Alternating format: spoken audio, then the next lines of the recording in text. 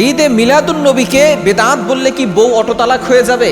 আমরা অনেকেই যারা সোশ্যাল মিডিয়া ইউজ করি তারা অনেকেই দেখেছি যে এই কথাটা নিয়ে বারবার ছড়াছড়ি হচ্ছে যে ঈদে মিলাদুন নবীকে বেদাত বললে, হারাম বললে নাকি বউ তালাক হয়ে যাবে এবং সে কাফের হয়ে যাবে। অবশ্যই যদি কেউ নবীজি সাল্লাল্লাহু আলাইহি সাল্লামের মিলাদকে অস্বীকার করে, মিলাদ মানে হচ্ছে জন্ম, আর সিরাত মানে নবীজি সাল্লাল্লাহু আলাইহি সাল্লামের আদর্শ, নবীজি সাল্লাল্লাহু আলাইহি সাল্লামের জন্মকে যদি কেউ অস্বীকার করে তাহলে সে তো অবশ্যই কাফের হবে এবং অবশ্যই নবী সাল্লাল্লাহু আলাইহি সাল্লামের জন্মতে খুশি হতে হবে। এবং যারা নবীজি সাল্লাল্লাহু আলাইহি সাল্লামের জন্মকে নিয়ে কটূক্তি করবে অথবা নবীজি সাল্লাল্লাহু আলাইহি সাল্লামের কোনো বিধানকে নিয়ে কটূক্তি করবে তাহলে সে অবশ্যই কাফের হবে এবং তার বউ কিন্তু অটোই তালাক হয়ে যাবে। তবে অবশ্যই আমাদেরকে সতর্ক থাকতে হবে, নবীজি সাল্লাল্লাহু আলাইহি সাল্লাম যতটুকু করেছেন আমরা ততটুকু করছি কিনা। ঈদে মিলাদুন নবী বলতে আমরা কি বুঝি? ঈদে মিলাদুন নবী মানে হচ্ছে আরও একটি ঈদ। নবীজি সাল্লাল্লাহু আলাইহি সাল্লাম দুইটি ঈদের কথা বলেছেন, একটা হচ্ছে ঈদুল ফিতর, একটা হচ্ছে ঈদুল আজহা। তবে অবশ্য অনেক সময় রূপক অর্থে, শাব্দিক অর্থে শুক্রবারের দিনটাকে ঈদ ধরা হয়, অনেক সময় দেখা যাচ্ছে আরাফার দিনকে ঈদ ধরা হয়। তবে নবীজি সাল্লাল্লাহু আলাইহি সাল্লাম বড় ঈদ দুইটি কথা বলেছেন, একটা হচ্ছে ঈদুল ফিতর, একটা হচ্ছে ঈদুল আজহা। তবে অনেকেই বলেন সবচেয়ে বড় ঈদ হচ্ছে ঈদে মিলাদুন নবী। এই নবীজি সাল্লাল্লাহু আলাইহি সাল্লামের জন্মের দিনটাই নাকি সবচেয়ে বড় ঈদ। নবীজি সাল্লাল্লাহু আলাইহি সাল্লাম এটা কতটুকু পালন করেছেন আমাদেরকে ততটুকুই মানতে হবে যতটুকু কোরআনে আছে, যতটুকু হাদিসে আছে।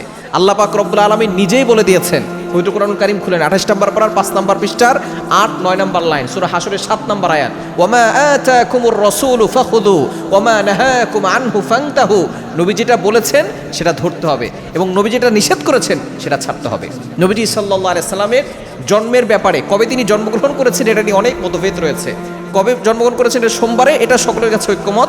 তবে কোন তারিখে, রবিউল আউয়াল মাসে জন্মগ্রহণ করেছেন, কেউ কেউ বলেছেন 8 তারিখ, কেউ কেউ বলেছেন 9 তারিখ, কেউ কেউ বলেছেন 12 তারিখ, কেউ কেউ বলেছেন 10 তারিখ, কেউ কেউ বলেছেন 17 তারিখ, অর্থাৎ তারিখ অনেক মতভেদ রয়েছে।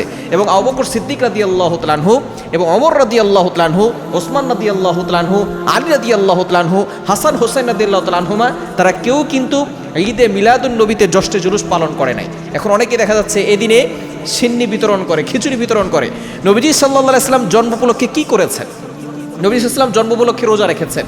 নবীজি সাল্লাল্লাহু আলাইহি সাল্লামকে জিজ্ঞেস করেছিল, ইয়া রাসূলুল্লাহ আপনি সোমবারে রোজা রাখেন কেন? মুসলিম শরীফের হাদিস, তিনি বলেছেন আমি সোমবারে জন্মগ্রহণ করেছি, এজন্য শুকরিয়া আদায় করণার্থে আমি সোমবারে রোজা রাখি।